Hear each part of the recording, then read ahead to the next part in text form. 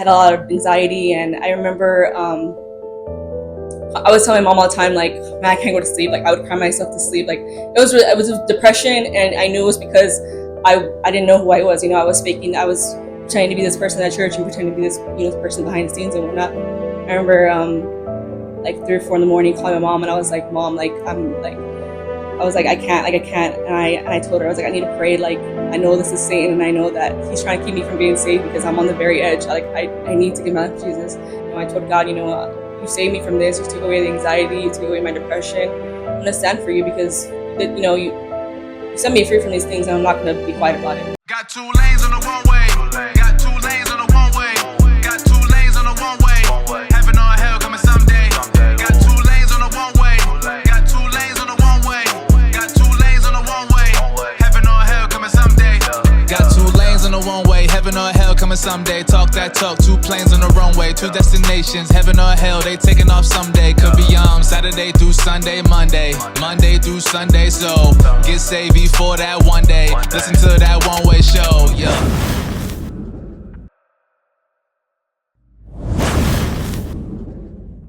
Welcome to One Way Podcast. I'm your host, Angel Ariola, and today we have another special guest, Clarissa.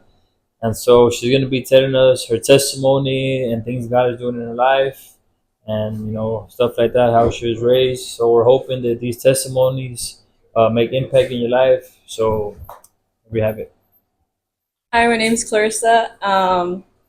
I got saved at the age of 14 years old. Kind of grew up in church, kind of not, but for most of my life I was in church. At the age of 5, my mom came into the church, a single mother. She had me and my 2 older brothers, and she had came in, I think, through relatives or possibly someone witnessing to her or something like that. And I remember coming in and just meeting new people and stuff like that. This was completely different because from my past 5 previous years, all we did was jump from house to house, and we never really, church wasn't a priority. And if we did go to church, it was Catholic church. And I just remember going moving constantly and going to different schools just because different circumstances and whatnot. But my mom came in and got saved, and I started growing up in church. Just saw different things, some things that I was new to and stuff, like outreaches and seeing people, pastor pulling altar calls and stuff. I had never seen that before, and it sort of became like a routine to me. It was like, all right, this is church whenever. This is something that we do on Sundays and Wednesdays. We go to outreach on Saturdays. Go to prayer in the morning, and it kind of just became a routine to me. And so growing up, I think that like towards middle school, I feel like it was every church kid, but like you're kind of just like drawn to fit in and stuff. And that's kind of how like I was. It was more of like I was bullied a lot as a kid. So to me, it was like, man, I had a lot of insecurities, and I felt like if I just did this to fit in, that they're gonna accept me and they're gonna be like, oh, she's cool, And so, towards my teenage years, I was like, half of me wanted to be like, hey, let's go do this and do that, like try to fit in, whatnot. And another half of me was like, but you know the truth, but that you want to go here and talk to different boys, you want to go here and try to fit in the crowd, which all they're going to do is smoke and drink and whatnot. And then, you're going to go to hell. You're going to end up in a place you don't want to be. And I knew that in the back of my head, but fitting in was more important, And so being young I was freshman year, I was never the type to be a bad kid, honestly. It was more internal things. I had a lot of hatred in my heart, bitterness too. I had no respect for myself, honestly. Like I said, like before, I'd get bullied a lot, and it really brought me to the point where I was like, I would do anything, like honestly, to fit in with everybody, and that's what I did, honestly. And at church, I was one way, and then and going to school, I was a completely different person. And it took a toll on me, honestly, because you can't, I mean, if you can only control that for so long, at the end of the day, you go home and you're like, wow, like, who am I? You have no self of identity, because you feel like you're pretending to be these two different people, and you're not even either of them. And so, um, I remember growing up, especially like towards my like middle school, teenage years, I had a lot of anxiety, and I had like really bad panic attacks here and then, and it was mostly because I really feel like I had a lot of stuff built up inside of me that I never like was able to like let go of, like biological father issues, like typical things like that. And growing up without a father figure, it was felt like, well, I didn't need to prove myself to anybody, so I could do whatever I want. Um, but behind the scenes, it was taking a toll on me, and so I had a lot of anxiety. And I remember I was telling my mom all the time, like, man, I can't go to sleep. Like, I would cry myself to sleep. Like, it was depression, and I knew it was because I didn't know who I was. I was faking. I was pretending to be this person at church and pretending to be this person behind the scenes and whatnot. And eventually, um, I was like, God, like, I'm tired of this. Like, it's taking a toll on me. Not only like inside, but it's taking a toll on me like on the outside. I feel like I freak out everywhere I go, and I feel like I can't even speak. I have all these issues, and stuff, and deep down inside, I'm hurting. And I remember it was a Wednesday night. Pastor had preached a sermon on something. I think it was on. I know it was on hell, because I remember being like scared out of my mind.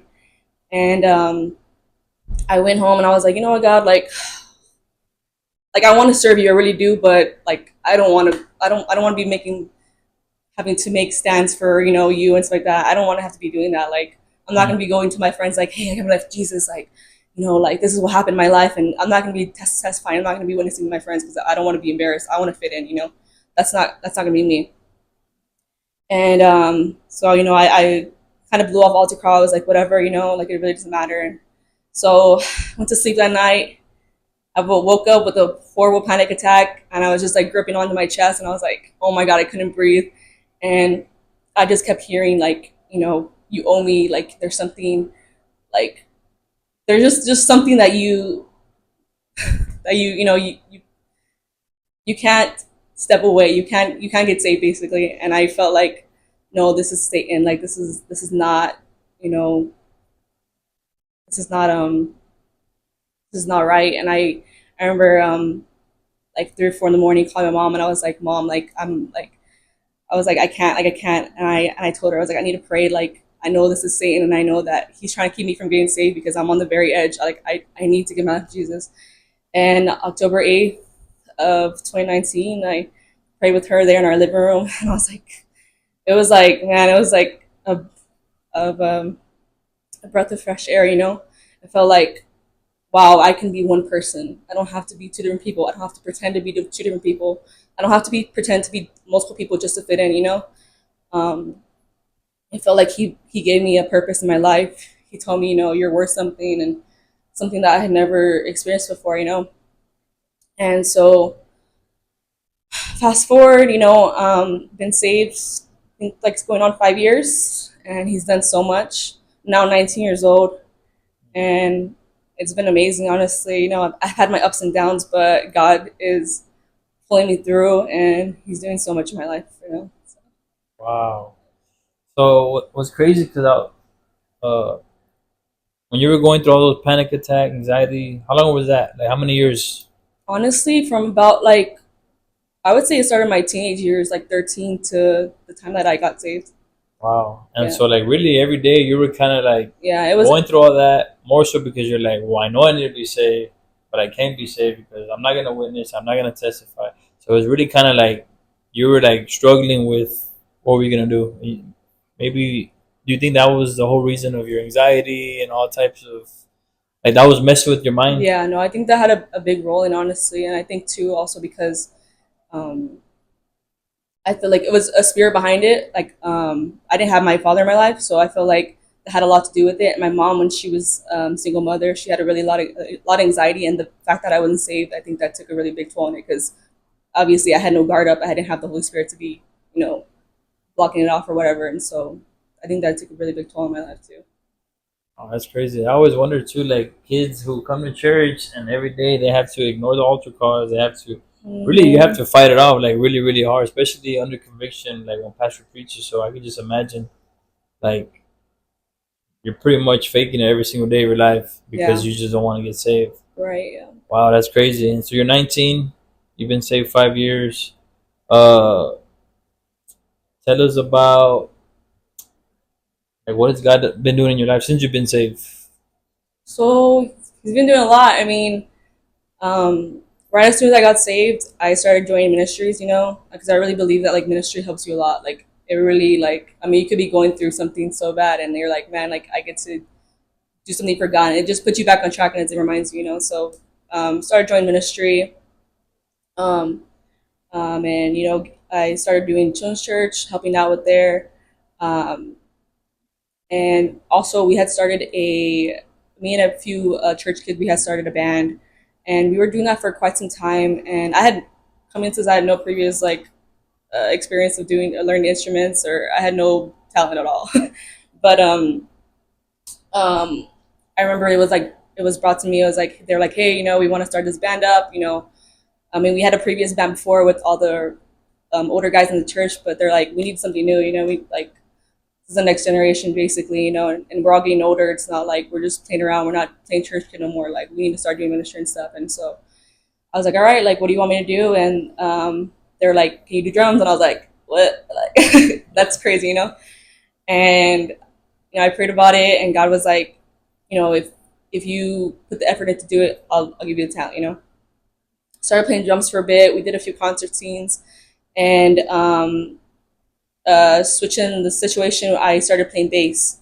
And so when I started playing bass, I was pretty new to it, and so I was like, okay, like whatever, like let's do it. And after a while, they were like, hey, do you want to start playing on the church stage? And I was like, like that's not for me. Like I don't know about that. Like that's too much pressure. And God was just dealing about it, and I was like, that's all right. Like let me do it. Like I believe that if God's telling you to do something, you follow it. You're not just gonna be like, don't blow him off.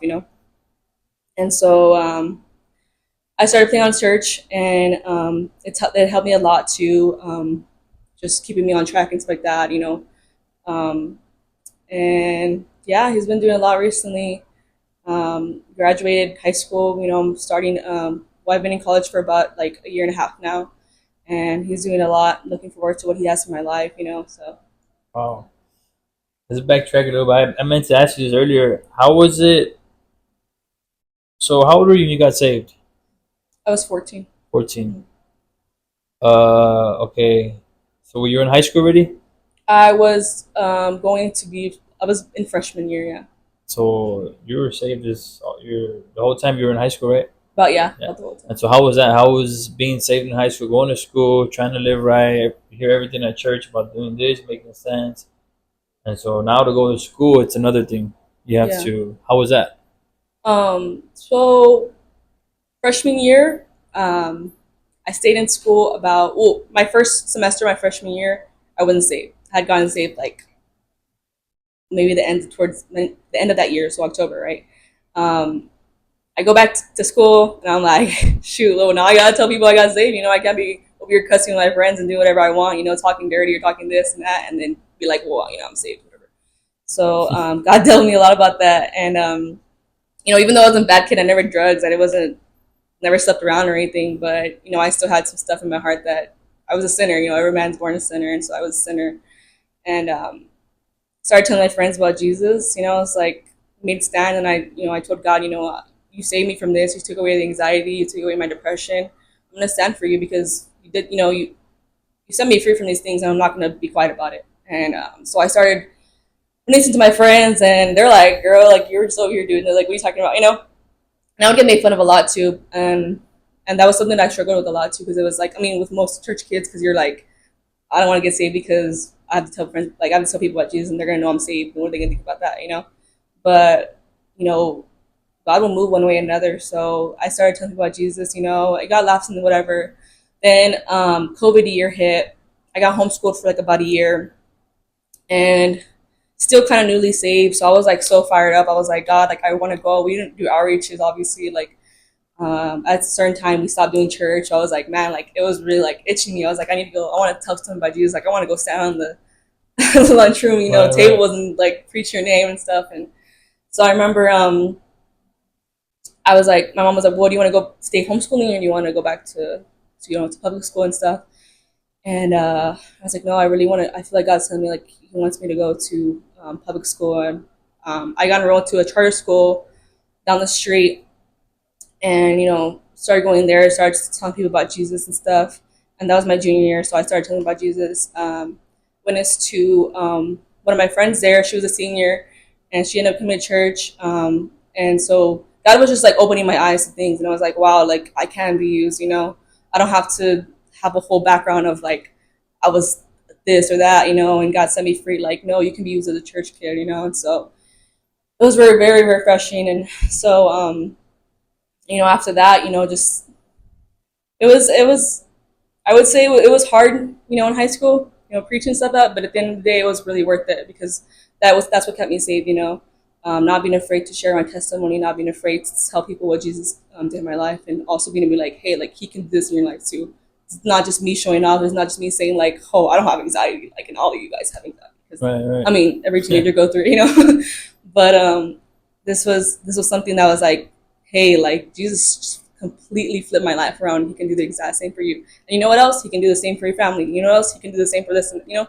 And so it was good. It was, I wouldn't say it was like the most easiest thing.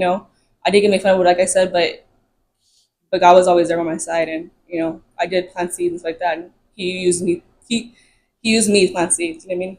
Right. Yeah.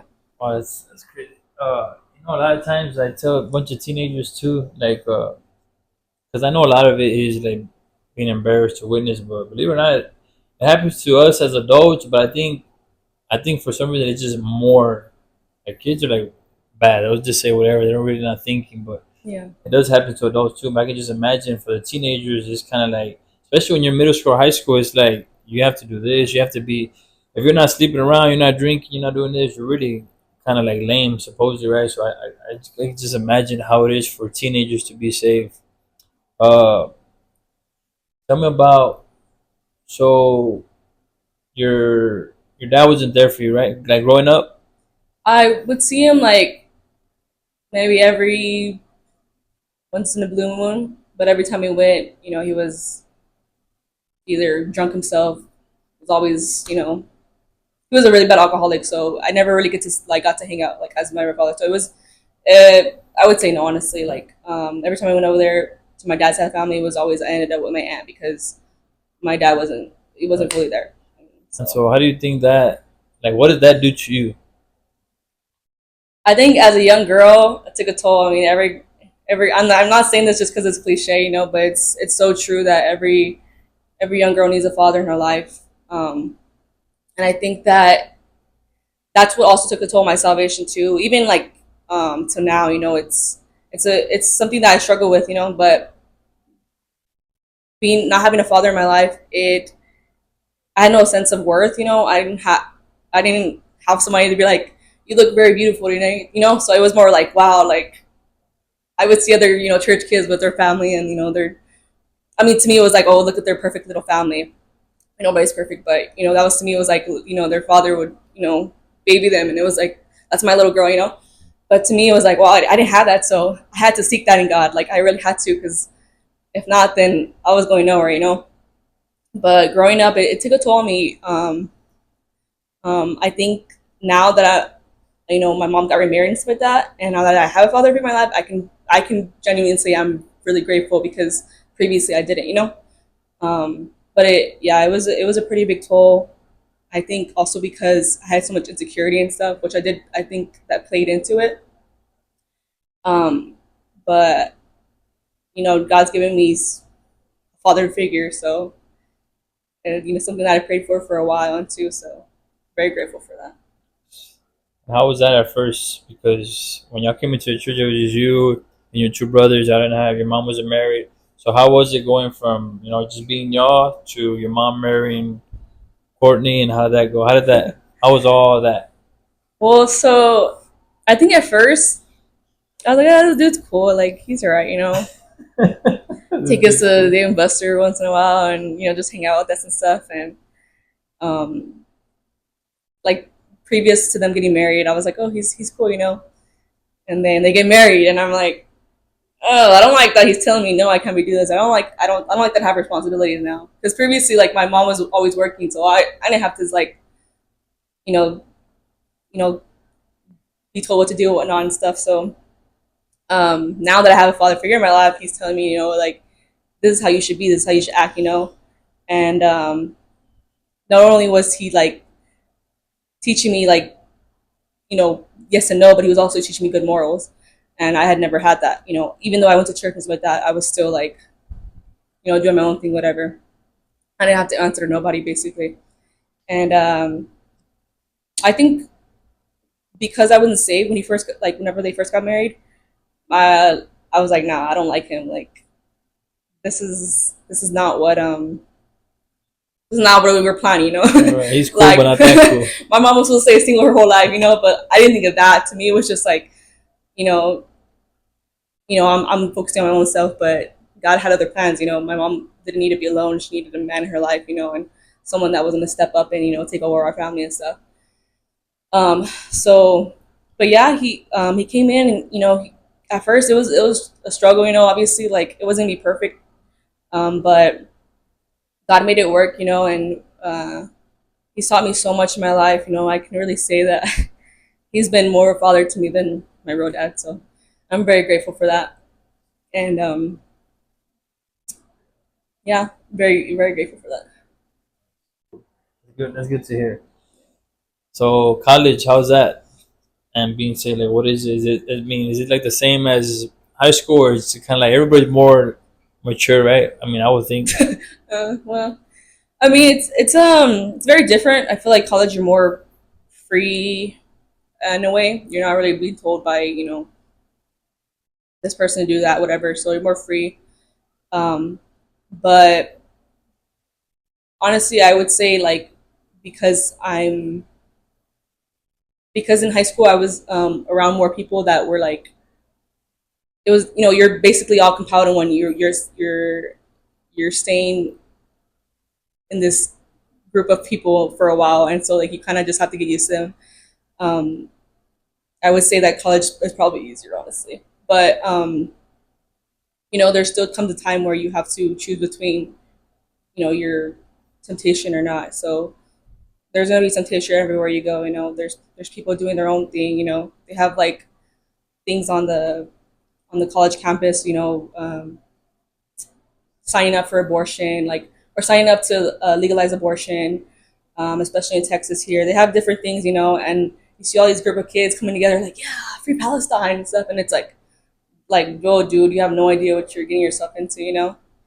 At the same time, it could be like, man, like all these kids are like fitting in, or they all have this one like perception of like how the world is, but you see it from a different side of, and that's where you get to come in and be like, hey, like this is not the answer. Give them straight facts and basically like tell them the truth. Um, but yeah. Uh, so what are some things that like plans in the future, ministry wise, or what is it that you want God like to do in your life, or what do you want him to? What do you want to see God do in your life, friends, family, wherever? I mean, honestly, like just want them to use me. Like I know there's still so many young broken girls out there in the world who need to be reached, and like I want him to use me to reach them.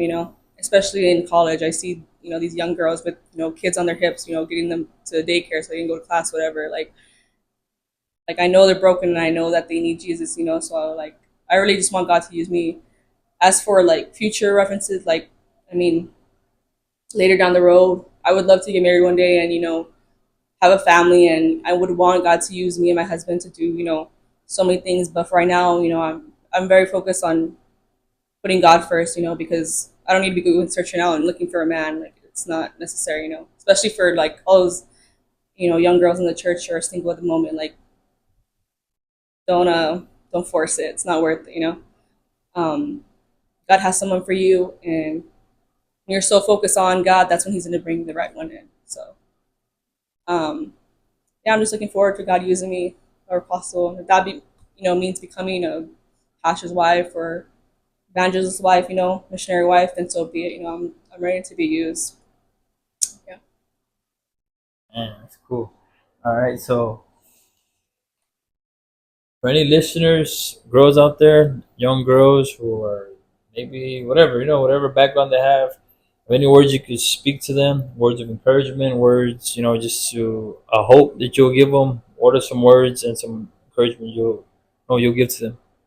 Honestly, what I would say to my younger self is, the younger you are, get saved. Like, don't waste your youth on going out and thinking that you're going to fit in with the crowd, because it's not worth it.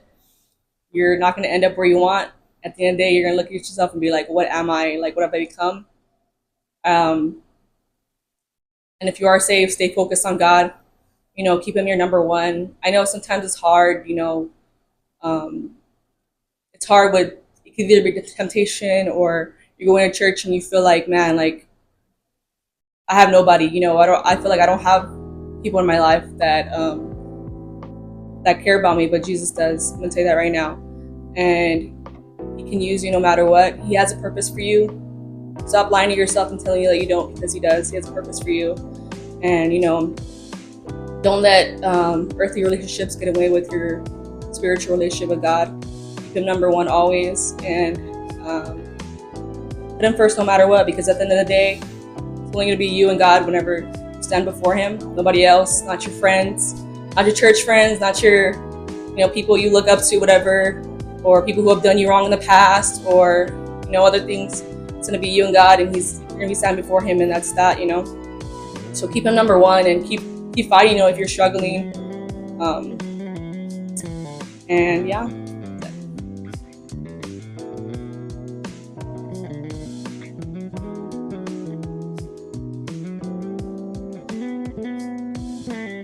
Hey, thanks for watching. If you want to give your life to Jesus Christ, just pray this simple prayer with me real quick.